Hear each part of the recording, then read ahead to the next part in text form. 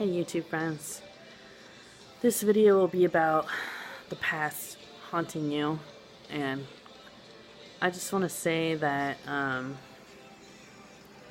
first of all, I'm trying to do this with worship music. It's kind of hard to do it with worship music though. Anyways, alright, my opening statement thesis for this video is that when you don't work through the past, it comes back to haunt you. And God, I pray that this video will be anointed and powerful and revolutionary and groundbreaking. And I pray that it will help heal the wounds of the past for some people watching it. So when you don't work through issues in your past, they will come back to haunt you. I just posted that on Twitter, and I wanted to make a video expanding on that thought and that concept. But that's a basic concept of psychology, that you have to work through your past so that it won't come back to haunt you. And I'm just going to say that's really what caused the breakup of my marriage, was that, you know, in my past I had that my dad sexually molested me, and that affected me, and I always knew that it would affect me someday when I had my own children, and it did. And it didn't help at all that my mom married someone who was accused by his ex-wife of molesting their son. But, you know, he always told us that she just made it up so that she would feel justified in divorcing him. But then there were weird things happening. My mom and my stepdad were babysitting my daughters, and, you know, my mom would say that for whatever reason he would go in a room and a door would be shut. And I think the main issue was that my mom wasn't sure herself if she could trust my stepdad, and then that didn't help for me feeling like I could trust him. So my past came back to haunt me with that, and it was really like a perfect storm. Not a perfect storm, it was a bad storm. But, you know, the combination of all that I had that in my past, and then my mom married someone who was accused of that. So then it was always in the back of our minds, I think, me and my mom's minds, of if he was trustworthy or not. And then there was this thing that happened, which I think I talked about in a video before, but basically one day, you know, my stepdad looked me straight in the eye and bent over our couch, my couch at my house, and rubbed his face on my daughter's butt. And I still don't know if that shows that he is a child molester or he was just acting like one because he was tired of helping my mom babysit my daughters. I'm not sure. But regardless, either way, it brought my past back, and it kind of did make me go a little bit crazy, because I was like, wow, I couldn't trust my dad, and now can I not trust my stepdad around kids, you know? And that was a lot. So, you know, it's possible that I went a little bit crazy before my ex-husband did, and then I was just like, didn't know what to think about that. And then I think that whole thing, you know, then pushed my ex-husband's paranoia into hyperdrive. And then, you know, he started getting paranoid about me and thinking that I was going to cheat on him, which that was because of his past. He was married before to this lady for 2 years. She had been to prison before they got married, so she obviously didn't have good moral character. I don't know why he decided to marry her. I guess he thought, you know, she was reformed or rehabilitated, whatever. Anyway, she cheated on him their whole second year of marriage. Her name was Kim. And I think that's the main reason why then he kept suspecting me and thinking that I was going to cheat on him just because she did. But I didn't. I mean, I never had a boyfriend while I was with my husband. Like, I didn't start dating until after he left and went to live with his parents. And then I started dating other people because I was like, okay, I guess it's over. I guess I don't know, I guess I just felt like he wasn't going to come back from that, and that his paranoia was going to be a forever thing. For sure, like, I think he needs to talk about that. He's going to counseling now. I don't know if he's really talked about it much, but he needs to talk about his ex-wife and the fact that she cheated and how hard that was for him, and how much he now really can't trust women. somehow he was able to trust me for our first 6 years of marriage. But I think that whole thing with my stepdad, that just brought in this whole issue of not trusting people, you know, because then I felt like I couldn't trust my stepdad. And then my ex-husband felt like he couldn't trust me. And it was just like this weird, crazy, like not trusting thing. And obviously it's pretty important to trust people that you are in relationship with. You know, like if someone can't trust you, it's like, I don't know. It's like, how can you still really have a relationship? But, you know, I feel like I had no reason for him to not trust me or to break. You know, I didn't break his trust. I don't think I did anything. Like, I literally was extremely faithful and pure. So, I don't know. There was one weird thing that I told him about that I'll just say that I've always had, I guess, kind of a struggle. I don't know if it's a struggle because I feel like everybody probably does it, but a struggle with self-pleasure, or we'll just say masturbation.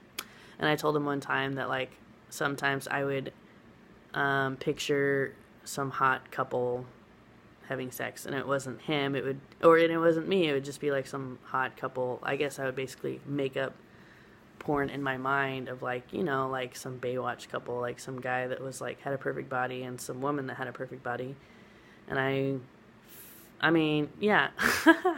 And this was just occasionally, you know, I didn't, because me and my husband didn't have perfect bodies anymore. So anyways, I told him that. And it's really ironic because after I told him that, that's when I got the gift of tongues. Like, literally immediately after that, I confessed that to him, that I was like, you know, visualizing some guy with a perfect body instead of him when I would masturbate. Anyways, right after I confessed that to him, that's when I got tongues, and I told him that, and then we were all like giddy for like an hour and just like laughing. Like, I guess we got drunk in the spirit, and we were like laughing for like an hour. I made a video of it because it was so different and out of this world and like phenomenal. And I was surprised that I had finally gotten that experience, which I had always been skeptical of, the whole getting drunk in the spirit thing. But for sure, like, we were, because, yeah, the way we were laughing, it was like crazy. Like, it seemed like we were high or drunk, but we weren't. Like, we hadn't had any substance, you know, like alcohol.